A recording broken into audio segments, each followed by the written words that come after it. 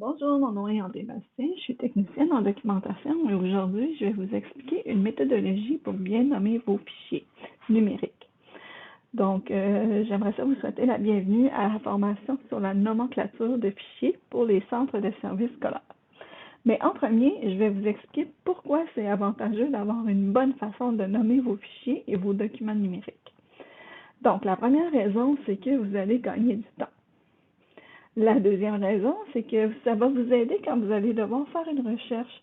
Si le fichier ou le document n'est pas nommé de façon adéquate, il se pourrait que ce soit plus difficile à retrouver rapidement ou impossible de le retrouver par vous ou aussi par l'engin de recherche sur votre ordinateur. La troisième raison, c'est que ça va vous permettre de parler le même langage avec vos collègues dans votre établissement quand vous voulez vous partager un document. Et la quatrième raison, c'est que ça va permettre à tous de travailler de la même façon. Donc, sans plus attendre, on va commencer. Alors, le but de la formation s'adresse au personnel des centres de services scolaires. C'est quoi qu'on va vous montrer? C'est une nomenclature normalisée. Pourquoi et quand? Donc, quand vous allez créer des dossiers ou des fichiers numériques et papier, vous allez pouvoir mettre cette nomenclature en pratique. Et pourquoi? Ben, pour uniformiser la façon de nommer les dossiers et les fichiers d'un établissement scolaire à l'autre et aussi pour avoir un meilleur accès et aussi les autres raisons que j'avais nommées dans mon introduction. Donc, voici les composantes d'une nomenclature de fichiers. Premièrement, il y a les éléments importants à retenir. Ensuite, le type de document et plus les sujets, les mots-clés, les dates, les nombres et les versions. Et on va voir ça plus en détail dans les prochaines diapositives. Donc, on a 6 éléments importants à retenir. Soit qu'il faut utiliser le trait de soulignement entre chaque mot et non un trait d'union, sauf pour les dates, mais on va y revenir. Il ne faut pas utiliser le déterminant, la dette, les majuscules lorsque on écrit le premier mot et les acronymes, les abréviations et les noms propres. Et ensuite, on utilise les minuscules.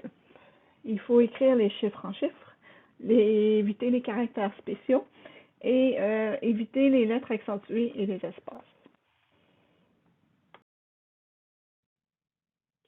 Donc, la première étape dans la nomenclature de fichiers, c'est de déterminer c'est quoi le type de document qu'on a entre les mains ou qu'on veut créer et le sujet. Donc, il faut définir notre type de document et le sujet. Et il faut prioriser les abréviations en lien avec votre centre de services scolaires qui ont été développés. Donc, par exemple, si on veut nommer un document parce qu'on a un document de conseil d'administration, on va utiliser l'abréviation CE. Et si on veut nommer identifier un centre de service scolaire, ben on va utiliser l'abréviation qui a été établie pour ce centre de service scolaire-là.